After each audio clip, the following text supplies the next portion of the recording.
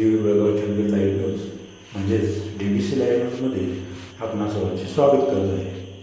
निराधारांची pension दरमहा 2,000 रुपये आणि लाडक्या बहिणींचे अनुदान दरमहा 2,100 रुपये करूनच दाखवू. मंत्री हसन मुश्रीफ यांचा दिलासा. कागलमध्ये 260 निराधारांना पेन्शन मंजुरीपत्राचं वाटप. निराधारांची पेन्शन दरमहा 2,000 आणि लाडक्या बहिणींचे अनुदान दरमहा 2,100 करूनच दाखवू असा दिलासा वैद्यकीय शिक्षण मंत्री हसन मुश्रीफ यांनी दिला. मंत्री मुश्रीफ यांच्या हस्ते कागलमध्ये 260 निराधारांना पेन्शन मंजुरीपत्राचं वाटप झालं. कार्यक्रमाच्या कागल तालुका संजय गांधी निराधार योजना समितीचे अध्यक्ष प्रताप उर्फ भैया माने होते. मुश्रीफ पुढे म्हणाले, कागल तालुका संजय निराधार गांधी निराधार समिती आणि तहसीलदार अमरदीप वाकडे आणि गोरगरिबांच्या सेवाभावातून सुरू असलेले काम अत्यंत उत्कृष्ट आहे. सुरुवातीला मासिक 8 रुपये अनुदान होतं. त्यानंतर 180 रुपये, 200 रुपये, 600 रुपये असं करिता ते 1,500 करण्यात यश मिळालं. कोणत्याही परिस्थितीत लवकरच निराधार योजनेतील विद्यार्थ्यांना पेन्शन 1,500 वरून 2,000 करण्यासाठी, उत्पन्न मर्यादा 50,000 करण्यासाठी व ज्येष्ठ नागरिकत्वाची वयाची अट 65 वरून 60 करण्यासाठी प्रयत्नशील आहे. तसेच लाडक्या बहिणींचे अनुदानही दरमहा 1,500 वरून 2,100 रुपये करू असेही ते यावेळी म्हणाले. मुश्रीफ पुढे म्हणाले, गोरगरिबांची सेवा हाच माझ्या जीवनाचा ध्यास आहे. या भावनेतूनच विशेष सहाय्य खाते माझ्याकडे येताच गोरगरिबांच्या योजनांमध्ये आमूलाग्र बदल केले. 65 वर्षावरील वृद्ध आईवडिलांना पेन्शन देणारे महाराष्ट्रात हे देशातील पहिले राज्य आहे असेही ते यावेळी म्हणाले. मंत्री मुश्रीफ म्हणाले, कागल तालुका संजय गांधी निराधार योजना समितीचे काम उत्कृष्ट करत आहे. तसेच तहसीलदार अमरदीप वाकडे आणि त्यांच्या सर्व सहकारी अधिकाऱ्यांचीही अत्यंत मनापासून काम करत आहेत. गोरगरिबांच्या जीवनात चांगले दिवस आणण्यासाठी सेवावृत्त भावनेने काम करणाऱ्या या सर्व गोरगरिबांचे आशीर्वाद मिळतीलच असंही मत त्यावेळी यांनी व्यक्त केलं. KDCC बँकेचे संचालक प्रताप उर्फ भैयासाहेब माने, तहसीलदार अमरदीप वाकडे, माजी पंचायत समिती सदस्य शशिकांत खोत, माजी नगर अध्यक्ष सौरभ पाटील, नगराध्यक्ष संजय चितारी, तानाजी कुरणे, सम्राट सनगर, नामदेव मांगले, सुरेश बोभाटे, सागर गुरव, प्रवीण सोनुले यांच्यासह इतर मान्यवर उपस्थित होते. स्वागत व प्रास्ताविक तहसीलदार अमरदीप वाकडे यांनी केलं तर सूत्रसंचालन निशांत जाधव यांनी केलं. दिग्विजय डुबले यांनी आभार मानले. आईच ठरते आधार, शासनाकडून निराधार हेलपाट्यांचे थकले वडील, शासकीय कार्यालयाकडून बेदखल. कागल तालुक्यातील खडकेवाडा येथील हर्षवर्धन अरुण किल्लेदार याची जन्मताच कमरेखालील भागाची हालचाल होत नाही. तसेच त्याला स्वतःहून 1 इंच पुढे सरकता येत नाही. तब्बल 18 वर्ष हे कुटुंब परिस्थितीशी झुंज देत आहे. पालक वडील हे अनेक वर्षापासून सरकारी कार्यालयाचे हुंबरटे झिजवून थकले आहेत.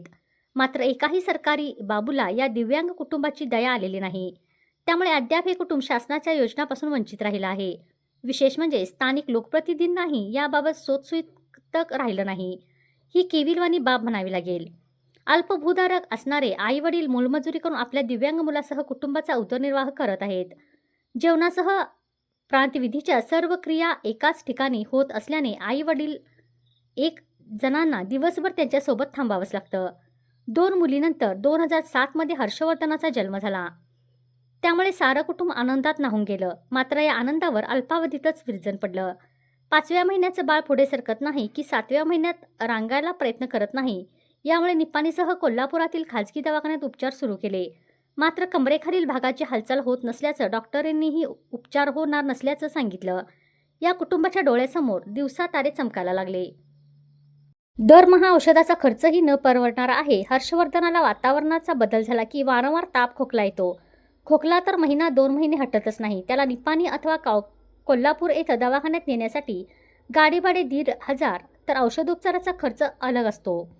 त्यामुळे आजच्या महागाईत भल्या भल्यांचं जगणं मुश्किल होत असताना या कुटुंबाची होणारी आर्थिक परवडीबाबत विचार न केलेला बरा. कागदपत्रांचा अडसर कशासाठी? अनेक खासदार आमदार लखपती असतात तरीही त्यांनी नियमाप्रमाणे पगार, पेन्शन भत्ते, आरोग्यासह अन्य सेवा सुविधा मिळतातच. त्याच धर्तीवर दिव्यांग आहे हे निश्चित झाल्यानंतर त्याला निराधार योजनेसह विविध योजनांचा लाभ मिळणे आवश्यक आहे. तर तहसीलदार कार्यालयासमोर ठिय्या. हर्षवर्धनसह अर्जुनी येथील महादेव विठ्ठल आढाव वय 30 वर्ष, तसेच माकवे येथील चिमा उर्फ बाजीराव चौगले वय 36 वर्ष यासह अनेक सामान्य कुटुंबे आपल्या दिव्यांग मुलाचं संगोपन करत आहेत. मग प्रशासनानेही आपली जबाबदारी न झटकता या कुटुंबाचा आधार द्यावा, अन्यथा या कुटुंबियासोबत आम्ही तहसीलदार कार्यालयासमोर ठिय्या मारू, असा इशारा भारतीय मराठा महासंघ जिल्हा युवा उपाध्यक्ष सुशांत खोंत यांनी दिला आहे. आम्ही सर्व कार्यवाही नियमाप्रमाणेच करत असल्याचं सांगणारे CPR-मधील डॉक्टरांनी आपण कोण आहे याची स्वतःलाही जाणीव नसणाऱ्या आपल्या मुलीला 30% अपंगत्वाचा दाखला दिला आहे. त्यामुळे शासकीय योजनेचा लाभ मिळत नसल्याचं बाजीराव चौगुले यांनी सांगितलं. मंत्री मुश्रीफ यांनी लक्ष वेधल्यास करेक्ट कार्यक्रम. वैद्यकीय शिक्षण मंत्री हसन मुश्रीफ हे दिव्यांगाबाबत संवेदनशील असतात. दिव्यांग मुलांचा सांभाळ करताना त्यांचे पालक आयुष्यभर कसे ओझे वाहतात याबाबत ते नेहमीच भाषणात उल्लेख करतात. त्यामुळे यामध्ये त्यांनी लक्ष घातल्या CPRच्या डॉक्टरापासून तलाठ्यापर्यंत एकही अधिकारी दिव्यांगापासून दुर्लक्ष करण्याचे धाडस करणार नाही. माझा मुलगा 80%हून अधिक दिव्यांग आहे, मात्र CPR-मधील डॉक्टर 40% अपंगत्वाचा दाखला देत आहेत. तलाठेही उत्पन्नाचा दाखला देण्यास टाळाटाळ करत आले आहेत. त्यामुळे योजनेचा लाभ मिळालेला नाही. मनगटाच्या जोरावर परिश्रम करून आम्ही त्याचा सांभाळ करत राहू. ग्राहकावरील अन्याय, त्यांची होणारी फसवणूक टाळण्यासाठी जागो ग्राहक जागो हे अभियान प्रभावीपणे राबवणे आवश्यक आहे, असं प्रतिपादन नायब तहसीलदार राजेंद्र यादव यांनी केलं. राष्ट्रीय ग्राहक दिनानिमित्त तहसील कार्यालय यांच्या वतीनं ग्राहक कल्याण फाउंडेशन, ग्राहक पंचायत यांच्या सहकार्याने सर्व शासकीय खात्यांचे विभाग प्रमुख व ग्राहक यांच्यात सुसंवाद घडवून आणण्याच्या उद्देशाने कार्यक्रमाचं आयोजन करण्यात आलं होतं. याप्रसंगी आयोजित कार्यक्रमात यादव बोलत होते. यावेळी ग्राहक संरक्षण परिषद जिल्हाधिकारी कार्यालय कोल्हापूरचे सदस्य बाबासो चिकोडे, अझरुद्दीन मोमीन, ग्राहक कल्याणच्या महिला जिल्हा प्रमुख सुषमा पाटील, सरिता बेलेकर प्रमुख उपस्थित होते. यादव पुढे म्हणाले, ग्राहक हक्क, सेवा सुविधा व प्रशासनाची जबाबदारी याबाबत जनजागृती करण्यासाठी राष्ट्रीय ग्राहक दिनाचं महत्त्व अनन्यसाधारण आहे. ग्राहकामध्ये जनजागृती करण्यासाठी पुढील काळात शालेय विद्यार्थ्यांची फेरी काढून प्रबोधन केलं जाईल, असेही ते यावेळी म्हणाले. ग्राहक कल्याणचे कोल्हापूर जिल्हा उपाध्यक्ष भास्कर चंदनशिवे म्हणाले की ग्राहकांची बाजारात मोठी फसवणूक होत असते. एकावर एक फ्री म्हणजे जुना स्टॉल संपवण्याचा प्रयत्न असतो, त्यालाही ग्राहक बळी पडतात. स्वतःची फसवणूक होत असतानाही ग्राहक स्वतःहून तक्रार करीत नाही. या घटना लोकांपर्यंत पोहोचवण्याचे माध्यम म्हणजे राष्ट्रीय ग्राहक दिन व आंतरराष्ट्रीय ग्राहक दिन आहे. याप्रसंगी जिल्हाधिकारी कार्यालयात ग्राहक संरक्षण परिषदेवर सदस्य म्हणून निवड झाल्याबद्दल बाबासो चिकोडे, अझरुद्दीन मोमीन यांचा सत्कार नायब तहसीलदार यादव यांच्या हस्ते करण्यात आला. यावेळी तुकाराम बोडके यांनी मनोगत व्यक्त केलं. स्वागत पुरवठा विभागाचे अव्वल कारकून नांगरे यांनी स्वागत केलं. विठ्ठल भोपळे यांनी सूत्रसंचालन केलं. कार्यक्रमास ग्राहक कल्याण फाउंडेशनचे जिल्हा सचिव तानाजी पाटील, दशरथ पिसे आदीसह नागरिक व ग्राहक उपस्थित होते. राष्ट्रीय आणि जागतिक ग्राहक दिनानिमित्त आयोजित कार्यक्रमात संबंधित विविध खात्यांच्या अधिकाऱ्यांची उपस्थित राहून सकारात्मक सहभाग नोंदवणे अपेक्षित आहे.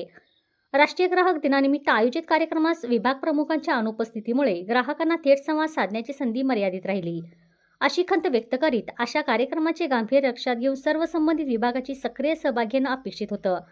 लवकरच अशा अनुपस्थितीत विभाग प्रमुखांना कारणे दाखवा नोटीस काढली जाईल. नायब तहसीलदार राजेंद्र यादव यांचं प्रतिपादन.